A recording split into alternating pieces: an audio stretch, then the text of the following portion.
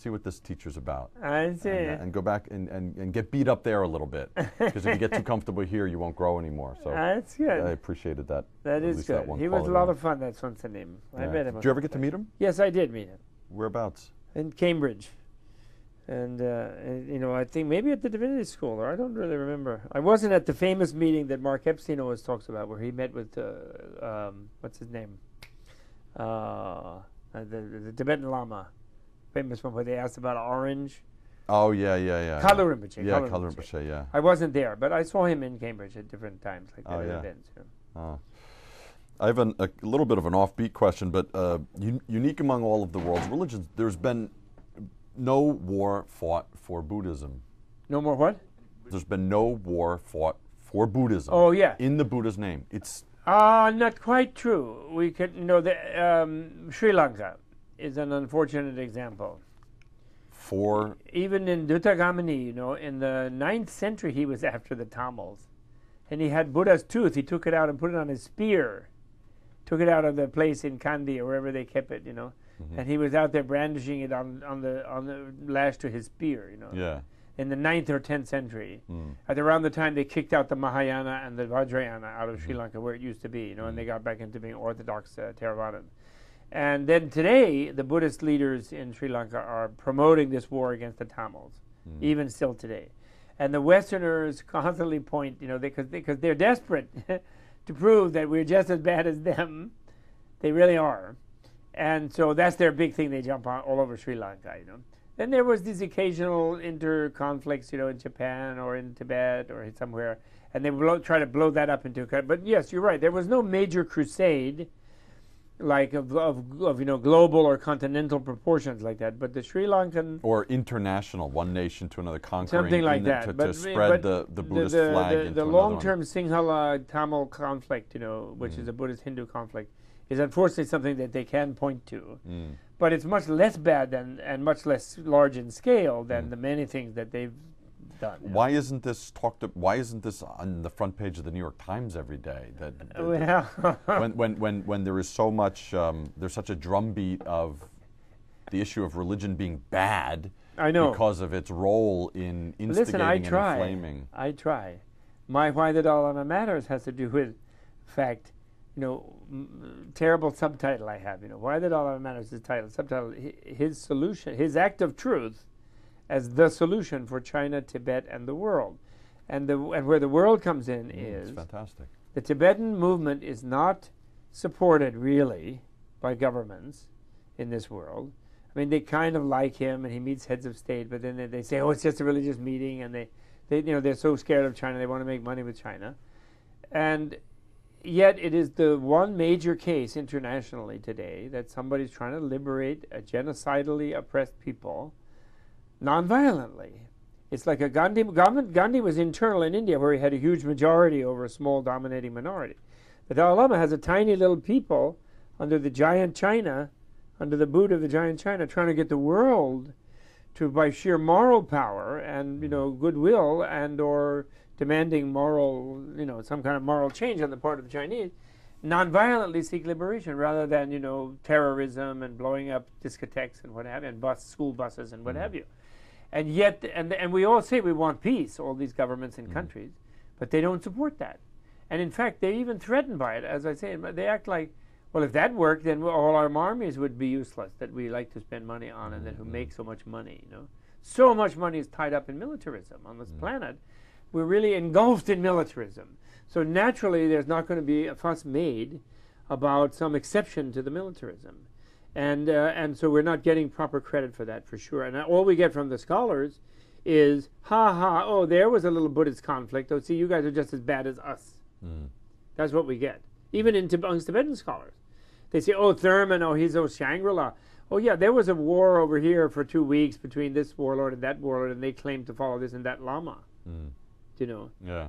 And so, therefore, they're just as bad as the Crusades. Yeah. You know, the jihads, you know, conquering all of, like, the Middle East and whatever, you know. Yeah. Killing women and children and putting whole villages to the sword. I mean, terrible stuff. And the witch burning, I mean, come on. Yeah, yeah. We never had that. Yeah. So, So it will come out when, as in the 21st century, I follow Dalai Lama's view that 21st century has to be a greater, more peaceful century.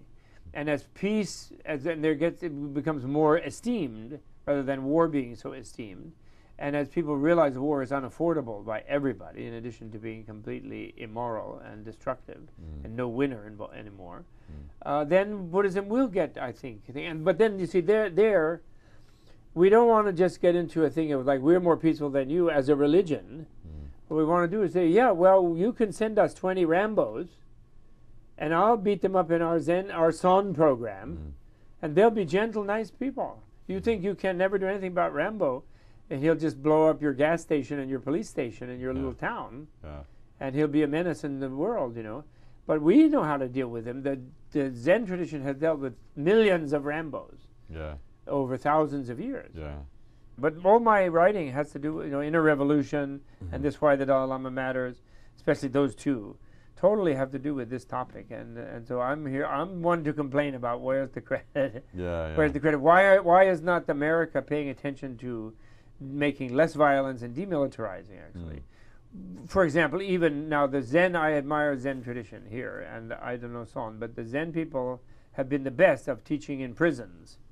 The Zen and the yogis, actually. Tibetans have not been that good about that yet. There's a little bit of action on some of their part, but not as much as the Zen people. Like the prisons are where people, the victims of this violent orientation in our society are. They're not educated. They're impoverished, and so they will steal something or do something. And then the drug laws are slanted to put especially the blacks away. And then they're put in this thing where they're just slaves, and it's horrible. And we could have Zen centers in those prisons that would produce very many enlightened black people. And we should. But the way to do it is to get in there and to start challenging that the chaplaincies of the prisons are only allowed to be Christian, Protestant, and they only go there to bury people on death row and whatever. And we should have chaplaincies of all the different world traditions and the Buddhists among them. In Korea, a lot of Christian leaders will say this. A lot of people come to us and say, it's a constant refrain.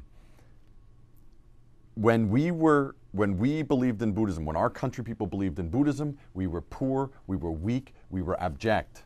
But now, in the last 50 years, since the Christianizing of our country, we have become wealthy, we have become powerful, we have become a confident people that can go all over the world. And young people are taught by many, many, many prominent pastors and given this message. And they live in a prosperous society. They look, their history was abject, and back then there was none of this. Well, not forever it wasn't abject.